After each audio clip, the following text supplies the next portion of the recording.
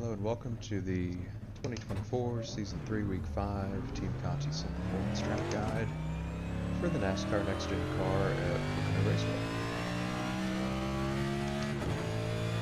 20 lap runs here at Pocono this week since it's a longer track.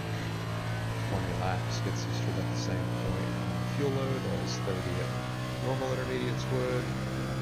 So that is the rationale for why we're doing 20 versus 30. But we'll do 20 laps here, targeting the pace early on that is quick, but also manages the tires well, in the assumption that in race setting we have to go beyond 20 laps.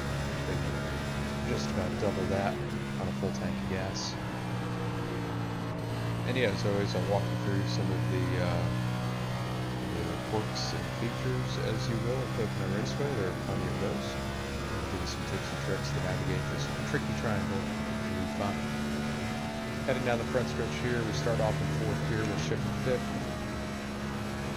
Lifting and braking just at that one cone back down to fourth really quickly. At 20-25% max brake pressure initially, and then you trail quite a bit of that through the 3/8 point.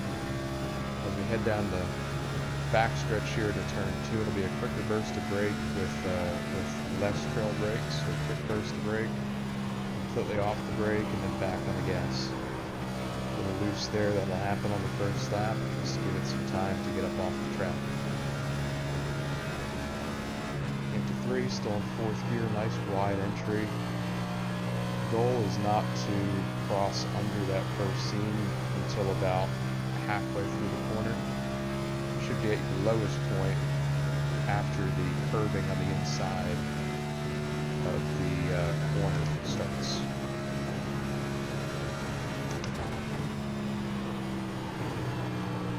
Down into 1 here.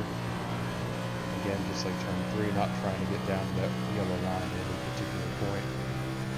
It's too loose down there, de-wedges the car a bit. It's better to keep it a half a car width or car width above the bottom.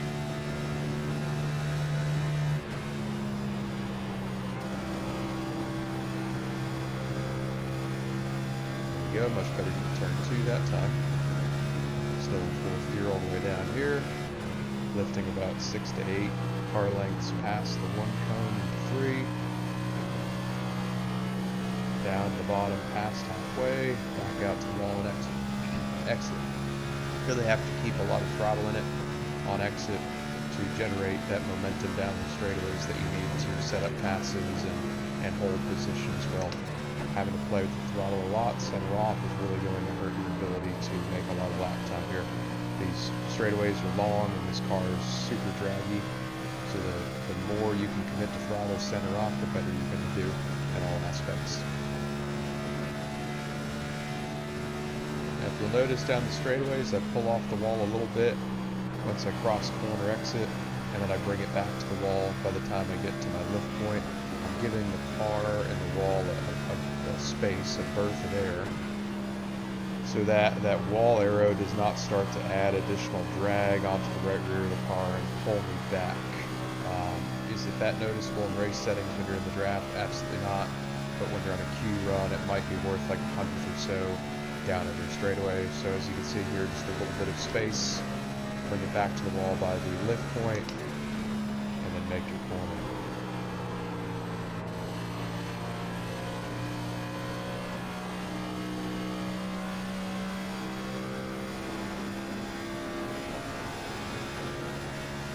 Targeting 54.1s or so right here in this particular weather.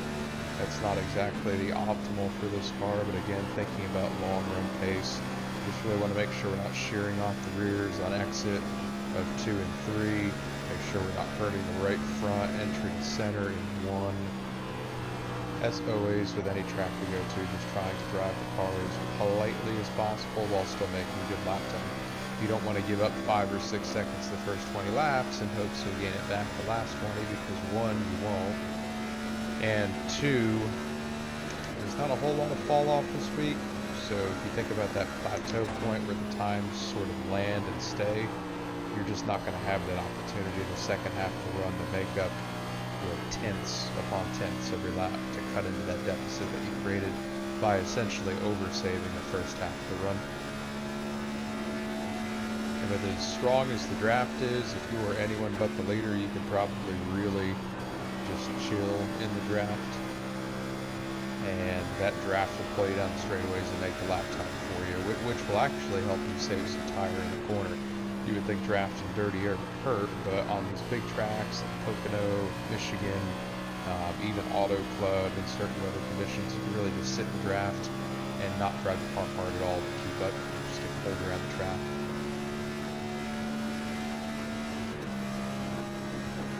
Is there a point in the race where you can keep it in fourth gear down the front stretch? I think so. I think later in the runs it might be possible, just depending on, again, weather conditions and that strength of the draft. Conversely, if it is a cold track with a lot of draft early on, as we head down the back stretch here, you may have to kick it into fifth for a bit if you're chipping too much. That's going to be at your discretion, and it'll be just completely according to the specific conditions you have in that moment. It's hard for me to foresee where exactly the RPM are going to end up, because every race will be different with weather and draft, but for the purposes of the single car solo run or benchmark weather, baseline weather, up to fifth down the front, keep it in fourth everywhere else. Really want to wind it out to about 8,900 or 9,000 RPM. There is still quite a bit of power left right before you start to hit the limiter.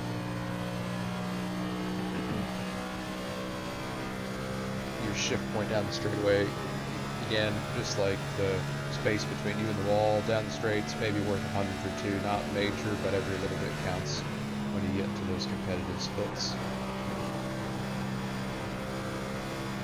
Lots of commitment necessary in turn 2, and the approach on entry is just so important, making sure that you've got enough angle to be able to commit to throttle center off without running out of space and smacking the wall with the right front or the right rear. Very, very easy to do. Same thing with turn 3. Really easy to get a bit too over ambitious with that throttle and clip the fence on accident.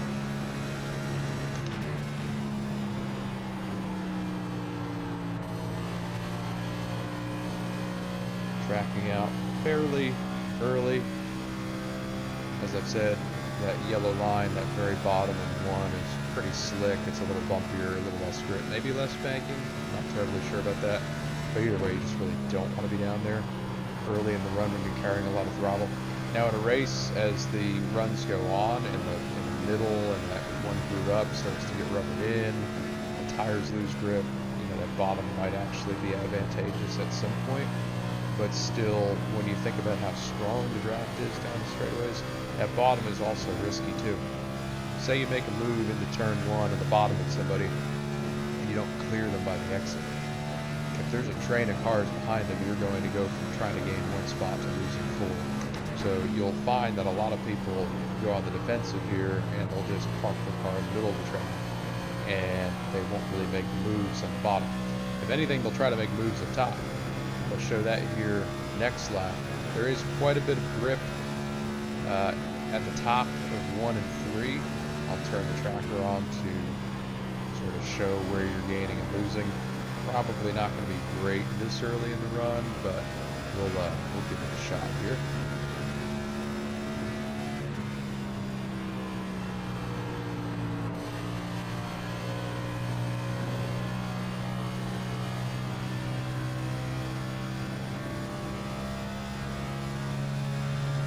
When I say top 1, I mean top. Not middle, not 3/4 of the way, top. Above this top seam. Not very good, not as good as it used to be. I'll try it again next lap, but maybe this dynamic track change has affected something. That used to be much better than that. I'll try again next lap.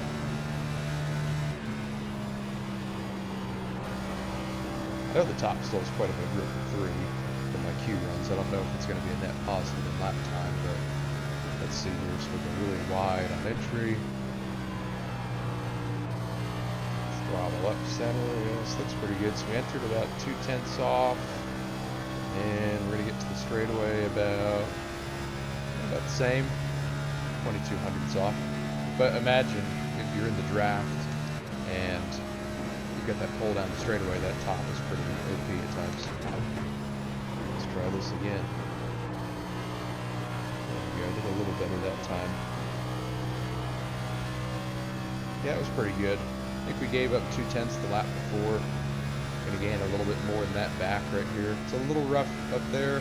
Probably not the best part of the run to be doing this, but still just goes to show there is grip in unusual places in this track. You would probably never think to go up there, but in a race, especially in restarts too, that top groove in number 2 is pretty good.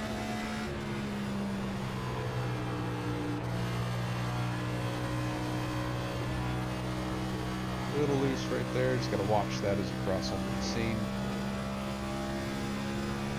And running that top in one will heat up that right rear more, which is the tire that's most at risk this week, so you just got to balance all that out as well.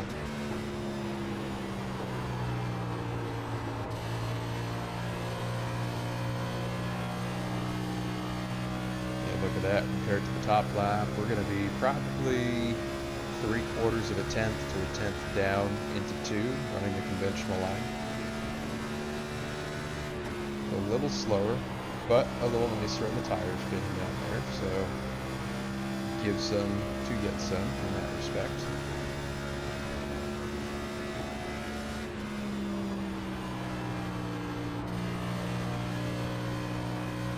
Watch that slip, better exit that time, still a little loose, but still not bad. Again, you can see not a whole lot of fall off here. Started the run with 54 hours, currently at 54, almost 3 past lap 10. So a pretty minimal fall off even through 20. It's not extreme. Temperatures of the tires are not the limiting factor this week. It's just the outright wear is what'll get you. Again, just limiting that amount of shear that's sliding in the tire when you can makes a big difference.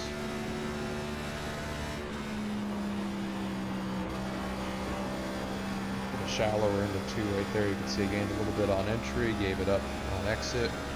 Probably a little nicer on the right rear by not swinging the back end around so aggressively on entry though. There we go, better exit out at 3 that time. You'll see it just basically breaks even. Nice and straight, not a whole lot of right rear slip, that was good.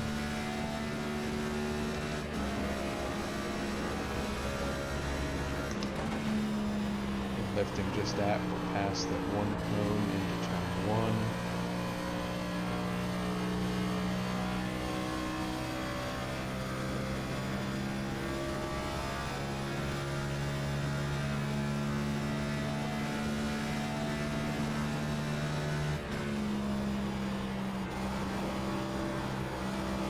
A little more aggressive on throttle right there to try to get it through the center, but put it on the right rear and didn't gain anything off.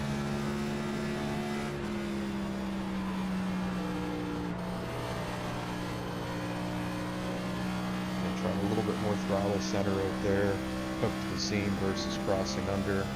Still a good lap, but could have been better, could have definitely been tighter than that.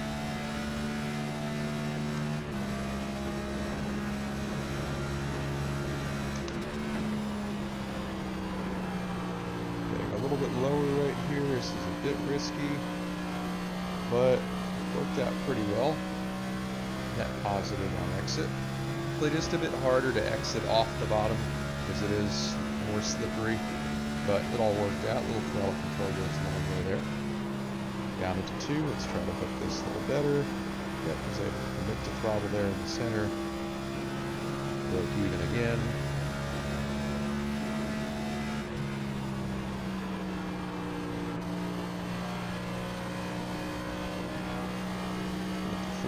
Cross under and then back over, nice straight exit. Very, very solid lap 15 right there.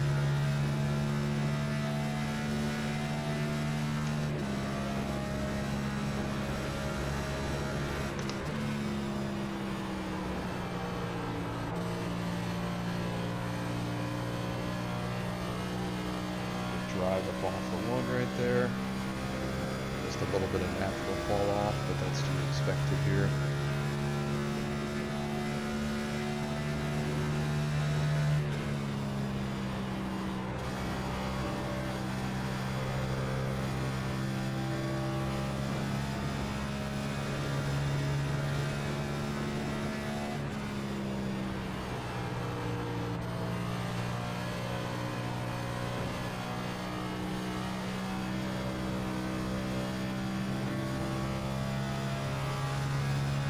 That 10th is quite a bit of fall off from 15 to 16, so we'll see if that trend continues. If it does, that means I did not take care of my right rear.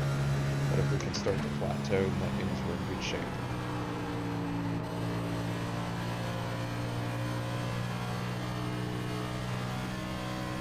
Good exit off of 1 right here, just pulling into the green slightly, but net negative overall.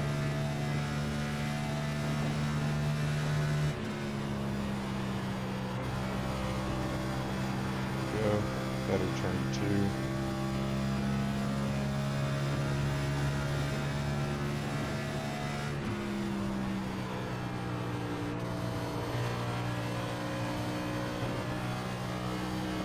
Drive off of 3, a little slip right at the exit, but pretty much flat on fall off, lap over lap, so that's really good.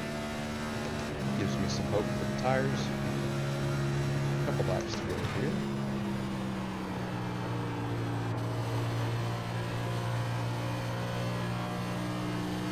Little slide versus the lap before. That's where that lap time loss is coming from. Just couldn't quite exit as straight as I wanted to. Gained a little bit entry center, lost it on exit.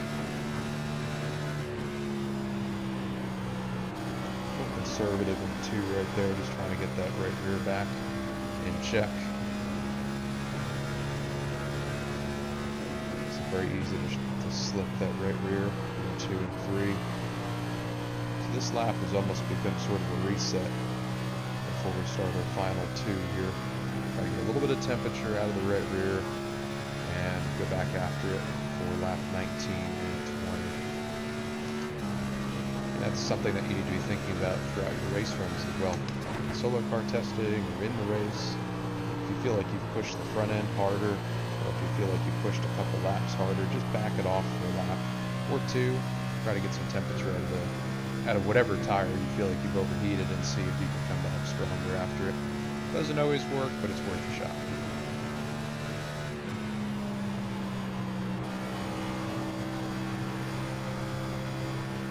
There we go, good grip out 2 right there. Right rear felt good. Still a little slippery, but it's to be expected.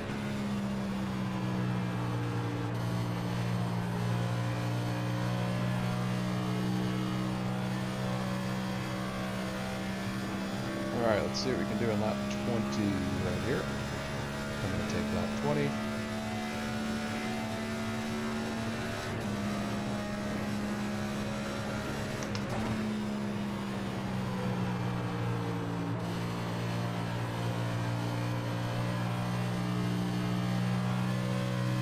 Hopefully slowed entry center quite a bit there. If I could have committed to throttle, that would have been a net positive, just a little bit too loose. Still a good corner. Really pushed it through there. Is it going to take it? Nah, just got on the right rear. You can see the time loss. This goes to show, similar to Nashville, pushing harder just doesn't really yield anything here. You just got to be tidy and straight.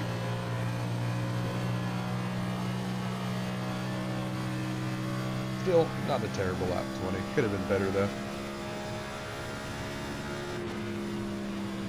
But we do these videos so you can learn from the positives that I can display for you all, and then you can also learn from the mistakes as well, especially when I do them live like I've done this one here. So, you know, what would I rate that run out of 10 for me? Probably like a 7, maybe an 8.